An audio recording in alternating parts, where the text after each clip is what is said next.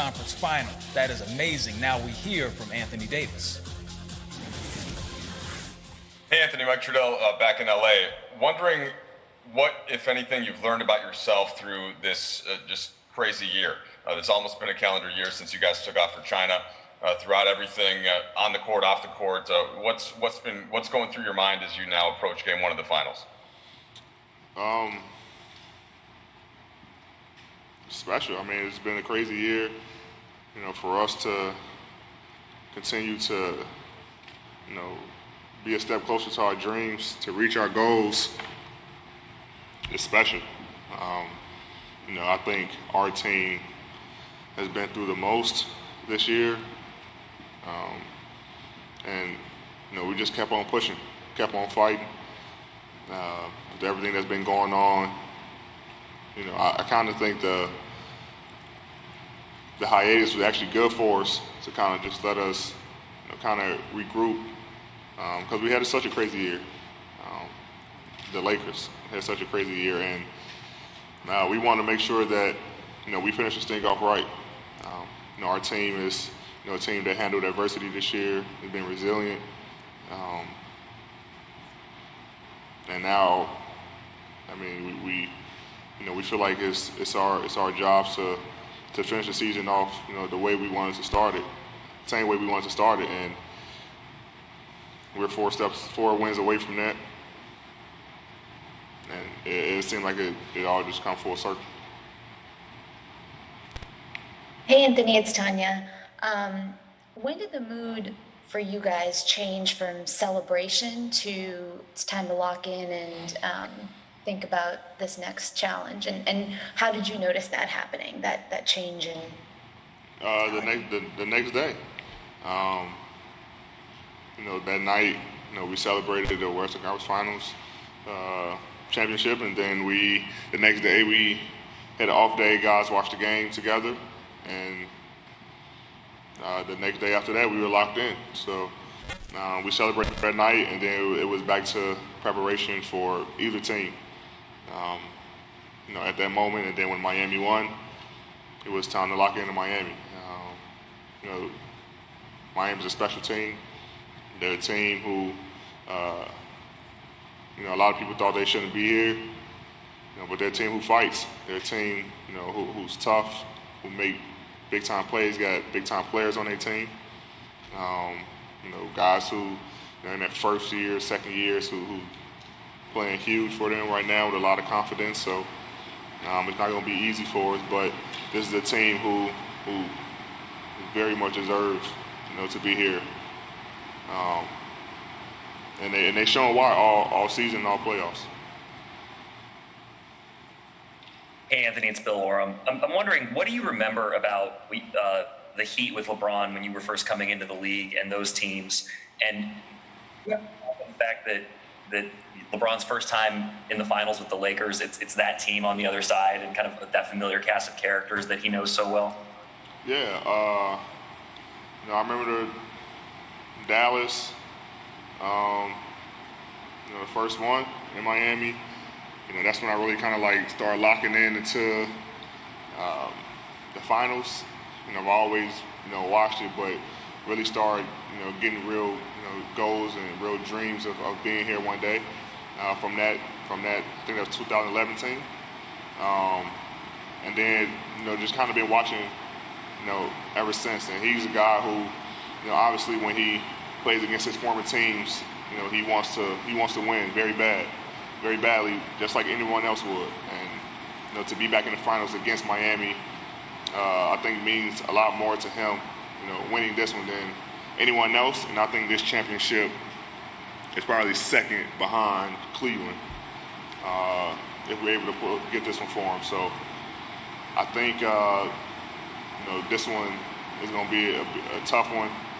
You said this is going to be the toughest championship in NBA history from a mental standpoint, just because of, you know, the circumstances. But it's been fun to watch him, you know, go through these, you know, finals every year.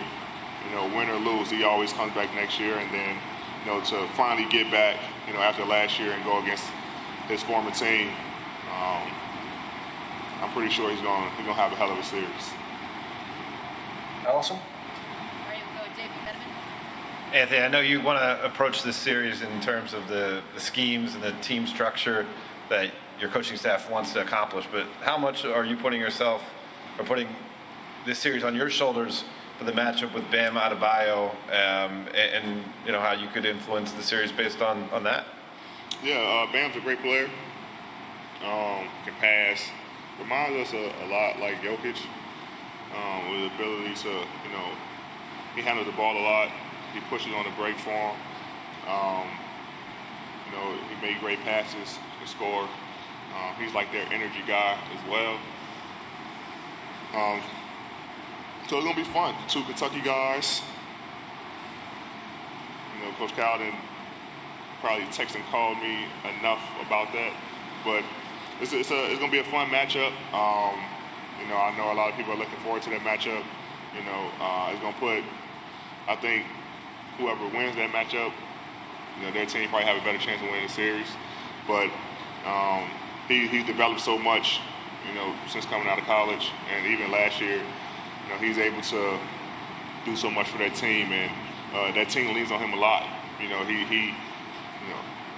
had, I think that was game 4, where he took that pressure and took the blame for not playing well, and the team ended up losing, to come out in game 5 and almost have a triple-double. So he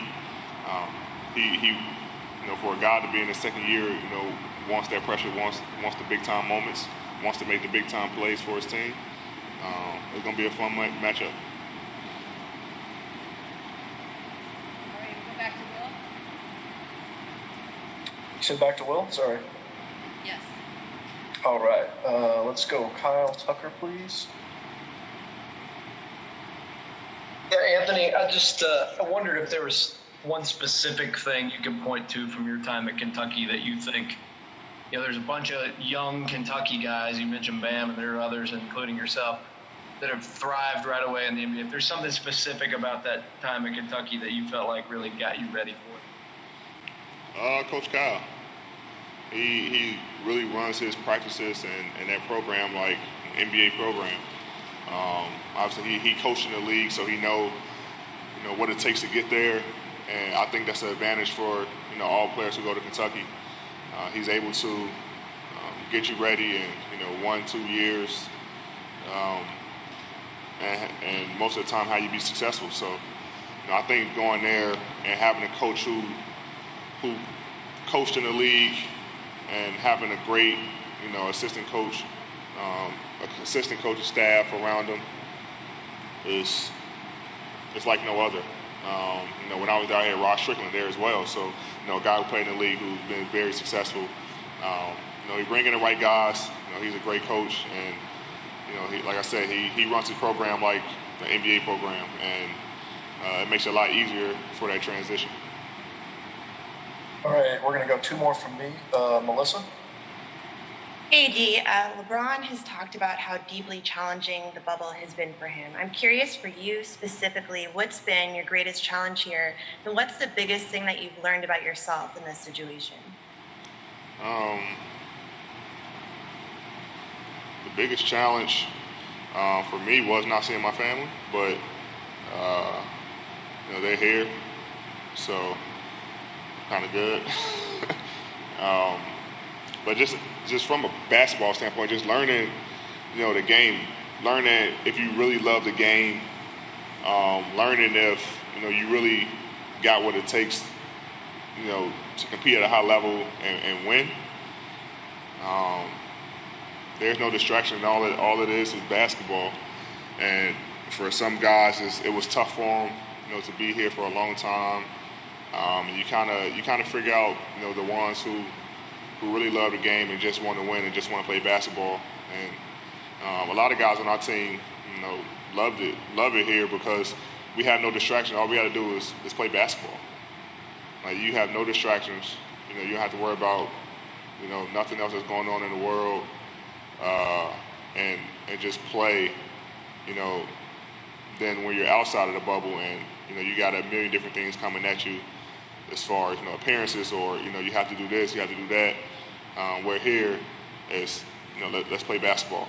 Let's see, who wants it more. And it's, like I said, it's a mental thing, and our guys are mentally tough to withstand this, and this is why we're here, about to play game 1 of the NBA Finals. All right, last one for me, Alan Sliwa. Hey, D.